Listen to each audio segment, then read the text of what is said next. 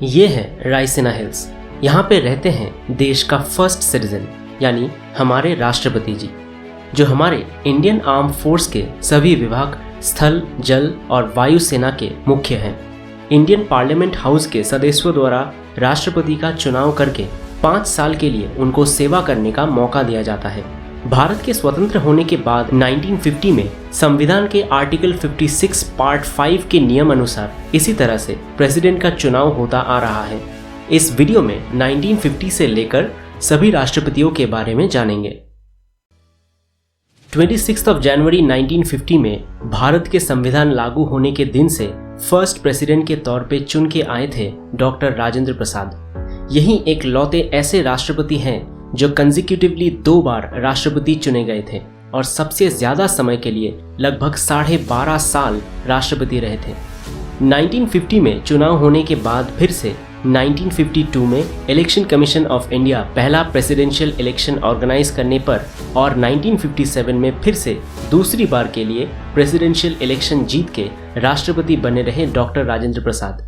इस तरह 1950 से लेकर 1962 तक सबसे ज्यादा समय के लिए राष्ट्रपति के पद में बने रहे और 1962 में डॉक्टर राजेंद्र प्रसाद को भारत रत्न से भूषित किया गया।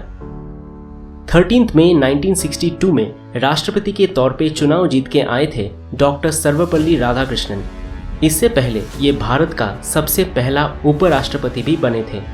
राजेंद्र प्रसाद के बाद इनको राष्ट्रपति के रूप में स्वीकार किया गया था।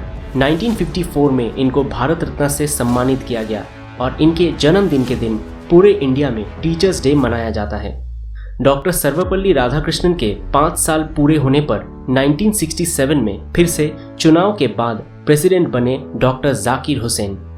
ये पहली बार किसी मुस्लिम कम्युनिटी से राष्ट्रपति चुना गया था, लेकिन वो पहला ऐसे प्रेसिडेंट है जिनका कार्यकाल के दौरान ऑफिस में ही देहांत हो गया था।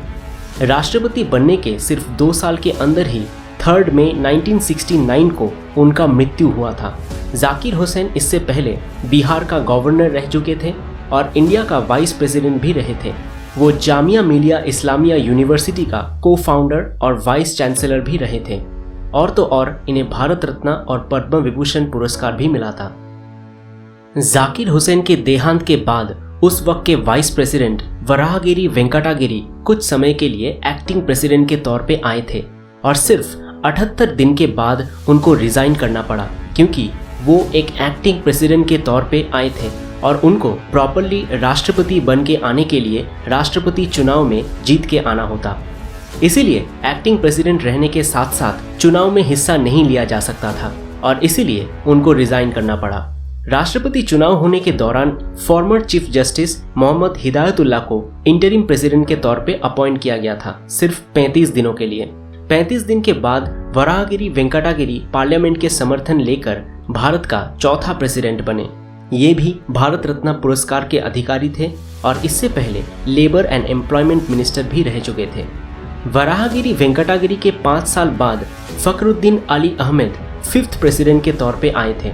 इससे पहले वो फूड एंड एग्रीकल्चरल मिनिस्टर रह चुके थे। जाकिर हुसैन के तरह फखरुद्दीन अली अहमद के भी राष्ट्रपति रहने के दौरान देहांत हो गया था। जाकिर हुसैन के बाद ये दूसरी ऐसी प्रेसिडेंट रहे थे जिनका कार्यकाल के दौरान अपनी ऑफिस में ही मृत्यु हुई थी।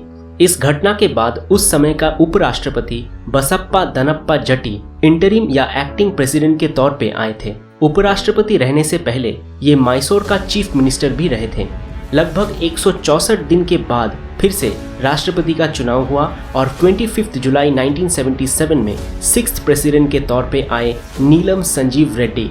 इससे पहले ये आंध्र प्रदेश का चीफ मिनिस्टर और लोकसभा पार्लियामेंट के स्पीकर भी रह चुके थे।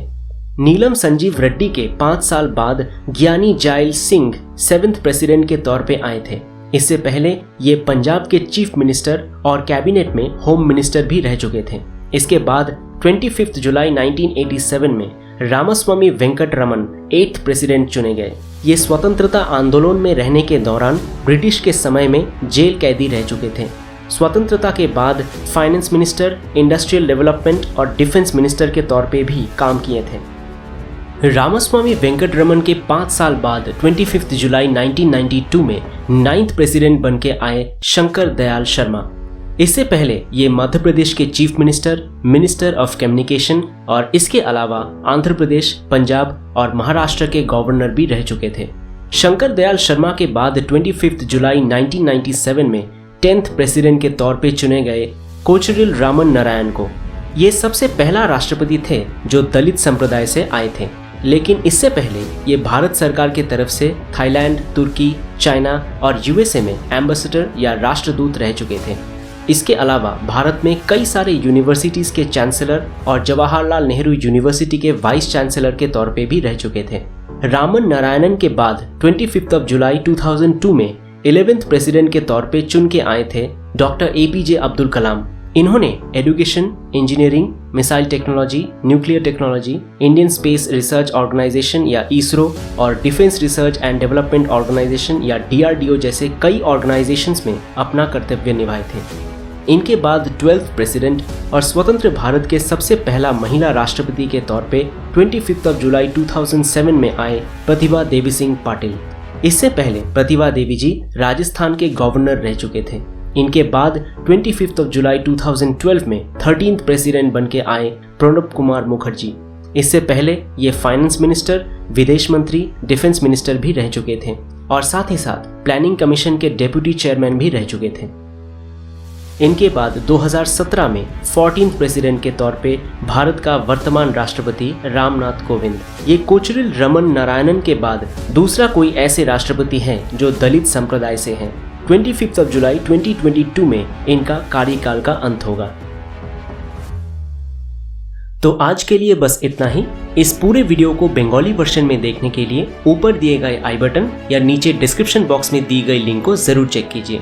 वीडियो को लेकर या चैनल को लेकर अगर कोई सुझाव हो तो कमेंट बॉक्स में जरूर बताइए। तो ये था आउट ऑफ सिलेबस की तरफ से एक छोटा सा प्रेजेंटेशन। अगर ये वीडियो आप लोगों को अच्छा लगा तो लाइक कीजिए, शेयर कीजिए अपने दोस्तों के साथ और चैनल को सपोर्ट करने के लिए सब्सक्राइब कीजिए आउट ऑफ सिलेबस को। मिलते हैं अगले वीडियो में कुछ नए जानकारी के साथ।